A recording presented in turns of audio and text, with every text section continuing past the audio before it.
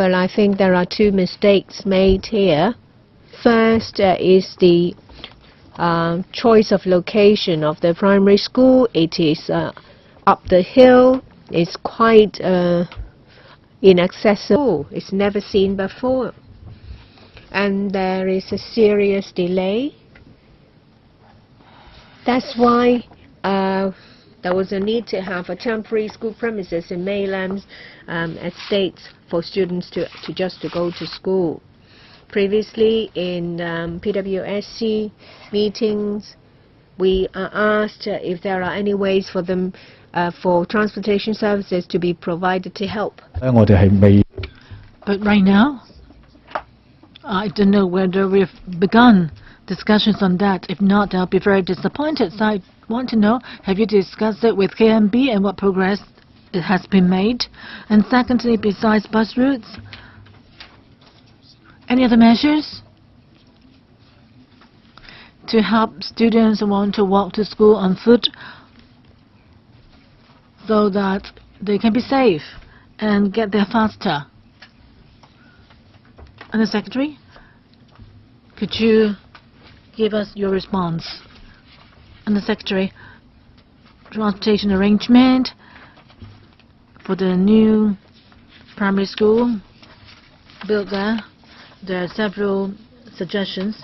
One is to extend the existing franchise minibus frequencies, and also the add, for example, feeder bus services from the transport interchange at Shui estate to the building, to the school, and also the school itself will actively consider increasing school bus services. Transport Department is now in negotiation with the bus company. So if you have begun negotiation, then I hope that you can give us something more concrete in due course. And your third point about the school being prepared to strengthen school bus service. Well, the school providing bus service is, I'm sure, the school bus service would be a burden. And it's because of your location, your choice of location. So would you be able to help the school to address any financial difficulties they may face? And there should be provided, car parking spaces provided for the school buses. As for arrangement for school buses, we have to see how things are like after students have moved in there and where they live, and the actual number of students using the service. And the school can only decide on the fee based on the number of students using the service. But right now, we are not aware of any problem of financial difficulties on the part of the school. Chairman, we know that if you have to provide school bus, there will be the cost. The issue is how much it is. How much cost the service will incur. But it's all caused by your policy. I hope that the Bureau can tell us, are you prepared to, pay attention to the school situation and give it support, whether financially or other forms of support or assistance? Yeah, if there are any special needs raised by the school, we can discuss it with them. In SCO, we are asking you, will you consider offering help to the school? We haven't received any requests for help from the school. As I said, if the school has any financial difficulties, they can discuss it with the Education Bureau. But I'm asking you on behalf of the students, residents, and the school, whether you will consider giving the school the help.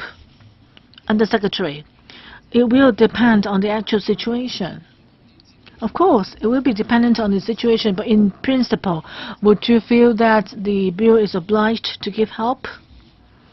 I think students' need for a school bus, and given that there are no school bus routes confirmed yet, so it's not responsible for us to say that we will shoulder all the expenses.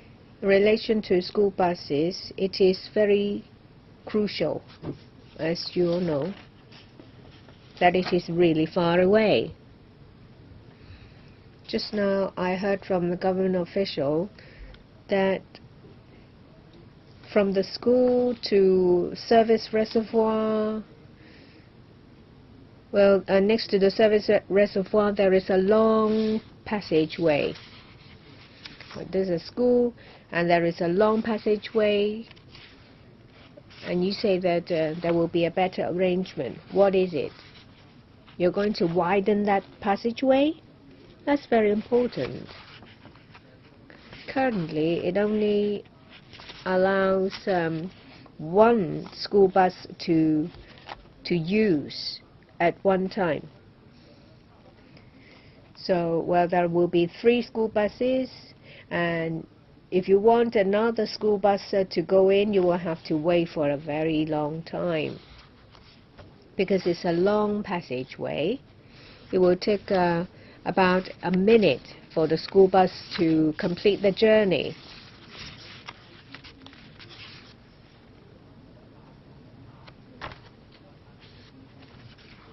I would like to hear a reply from the government first. Let's defer to the ASD.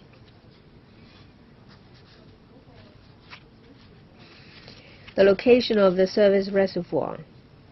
If you have been to the site, you will know that in the future the road will be widened. After that, there can be a dual carriageway. On the side there will be pavement for students to use, so the road will be wider. I thank the Water Supplies Department because they have made available more space.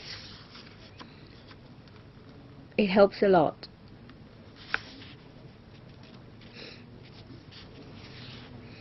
But you've only made the bad situation a little bit better. I think it's all down to planning. Ao No Kin mentioned about a primary school at Maylam Estate. Currently, it's a temporary school premises. A lot of money has been spent on it to convert it. When the new school premises are completed, we don't know what the Maylam Estate premises will be used. As I said, a lot of resources have been put into it. I think they will all go down the drain, and it's not good for finance. If the new school premises can be completed earlier, if there is no need for temporary school premises requiring students to go to different places, it would be ideal. I've been to the primary school in Maylam Estate. I know that they have done everything they can to make it good. When the schools move to the new school premises, it will be a process. Well, they will need new furniture for the new school premises. What about the cost? $2.3 million for furniture and fixtures will be paid by the school sponsoring body. That means for the temporary school premises, they have paid once. For the new school premises, they will have to pay for that again. Is that right? They can move the furniture and fixtures from the temporary premises over to the new one. We know that, yes, you can reuse some of it. Sorry, let me extend the meeting. And then Mr. Kim Yun, please continue to speak. We know that a lot of the furniture will be reused. Well, the new school premises will be different, so some furniture will not be able to put to use anymore.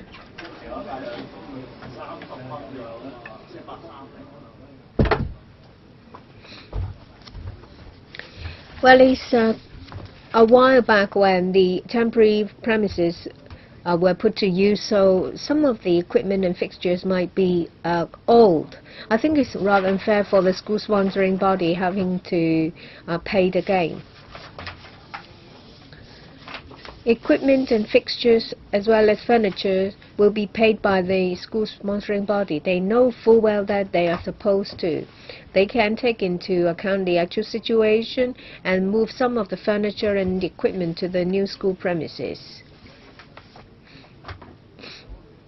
I understand that school sponsoring body may be willing to pay for the cost, but still it is not fair.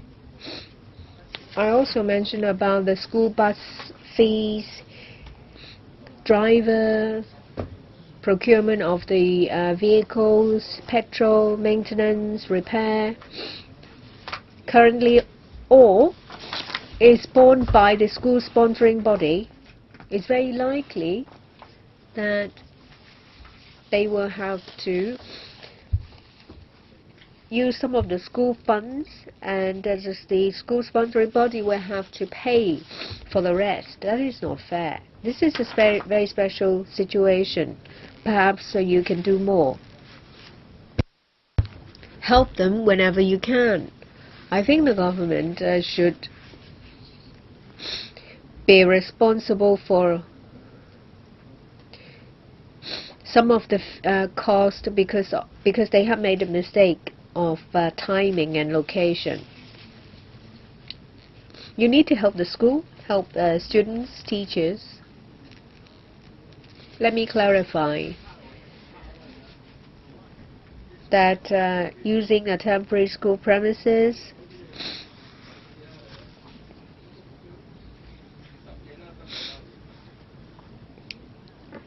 is something that the school sponsoring body knew at the time of the premises allocation exercise. Just now the member said that it's unfair to the school sponsoring body. I need to clarify it. In the move over to the new school premises, we will be more than happy to provide assistance. Let me just say one more word. Planning is very important. We have received a lot of complaints. It's something to do with school place allocation. And there are problems. Whether it is one school, whether it's for the entire district, I hope that the Bureau will do better in the future.